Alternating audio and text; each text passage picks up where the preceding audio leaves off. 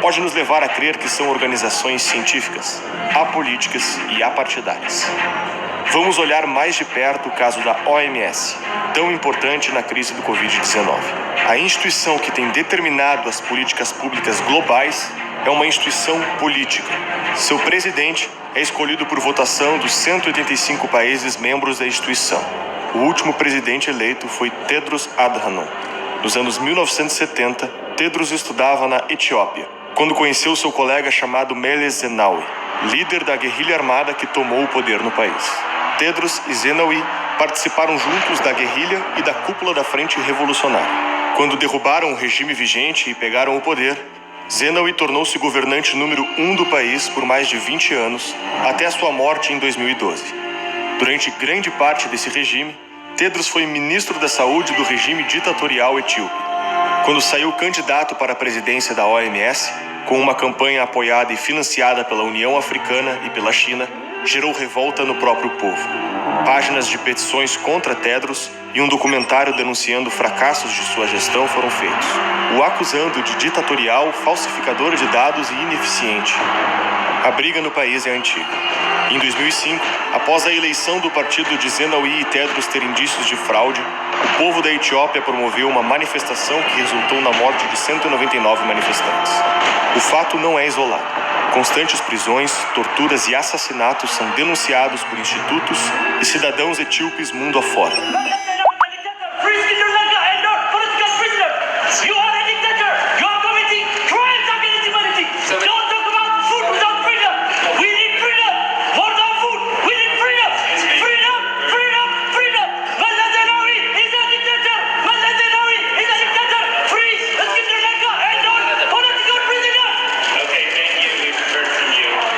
Até hoje, Tedros não fez nenhum comentário crítico sobre ações repressivas do seu governo e chegou a nomear o ex-ditador do Zimbábue, Robert Mugabe, para o cargo de embaixador da boa vontade da OMS. Como político da Etiópia, era forte aliado do governo chinês, que fez massivos investimentos em infraestrutura no país africano. Quando venceu as eleições na OMS, fez elogios à China na crise do Covid, afirmando que o país estabeleceu um novo padrão para o controle de surtos. It was a record time, but not only that, the pathogen was sequenced and the genome was shared immediately so that other countries can use it. And side by side, you have started serious public health measures.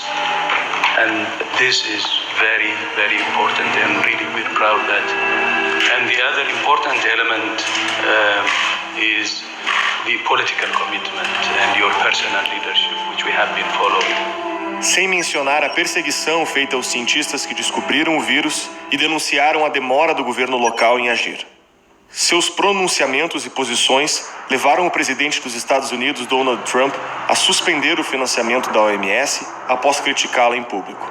I am instructing my administration to halt funding of the World Health Organization while a review is conducted to assess the World Health Organization's role in severely mismanaging and covering up the spread of the coronavirus. Esse caso serve para lembrar que as instituições globais são a reprodução da burocracia em escala internacional e uma nova peça no tabuleiro de xadrez dos governantes. O dinheiro, a comunicação e a tecnologia que permitiram a globalização fizeram nascer uma novidade na história humana: os meios para implementar um poder que se estende a todas as nações. Se antes a população temia a tirania somente pela força das armas, hoje podemos viver ditaduras tecnológicas e de opinião que sequer conhecemos. E no que tange a supranacionalidade, o que nós vimos foi o quê? A Comunidade Econômica Europeia, por exemplo, quando chegou o contágio dentro da Itália, nós vimos as fronteiras internas sendo fechadas. A gente viu a França protegendo o seu país. A gente viu a Alemanha fechando suas fronteiras, protegendo seu país. Ninguém viu essa grande integralidade, essa grande ajuda mútua. Isso não aconteceu. Na hora do vamos ver, é cada um por si.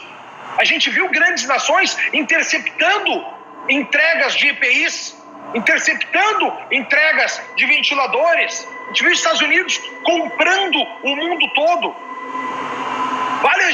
vale a pena a gente observar nesse período que essa ideia de supranacionalidade, e esse é um tema que eu estudo aí desde 1999, já vão há 20 anos, o que a gente viu que isso tudo não existe, que é uma grande piada, e vale a pena a gente lembrar para as pessoas é o seguinte, ó, alguém já votou aí para algum representante da ONU? Ninguém votou, ou seja, as pessoas, essa pequena elite que determina o que é melhor para a humanidade, ela não responde a ninguém, ela não responde a nenhum de nós, elas não são escolhidas pelo povo. Então a gente tem essa pequena elite que determina o que é e o que não é que nós devemos fazer.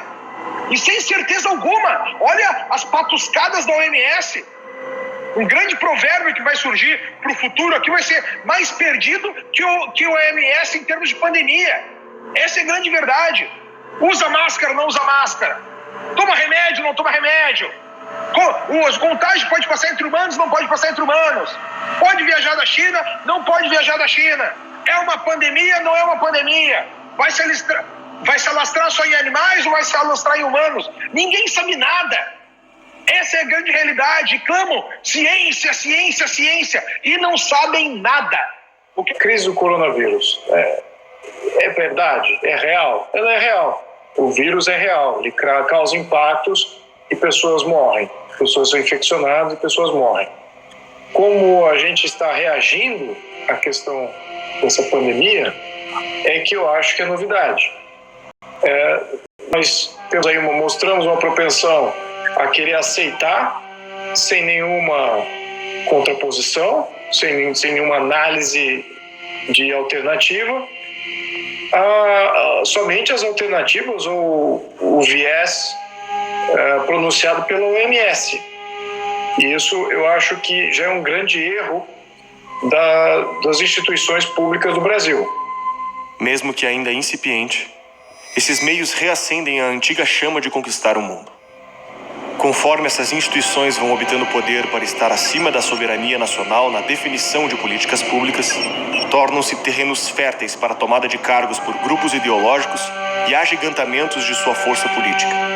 Realidade que não está longe em setores como educação e meio ambiente, onde através de uma série de tratados e adesão a programas internacionais, adotamos a visão dessas instituições como meta nacional. Aos poucos, a legitimidade e o financiamento vão crescendo. O porte das instituições e o poder de quem as comanda também. Mas acreditar que elas sempre serão geridas pelo bem e para o bem pode ser tão ingênuo quanto acreditar que os governos sempre são geridos da mesma forma. A história mostra